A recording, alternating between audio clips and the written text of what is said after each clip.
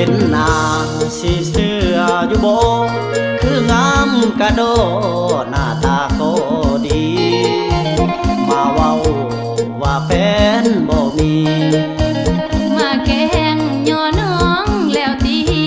ไอ้เว้าอีหลีบ่ได้ยอมผู้ใดจริงใจ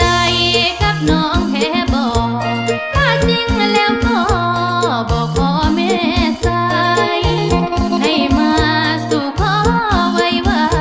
ๆน้องอยากมีคู่เคียงกายอ้ายก็อยากมีคู่เคียงกายถ้าใจตรงใจเฮา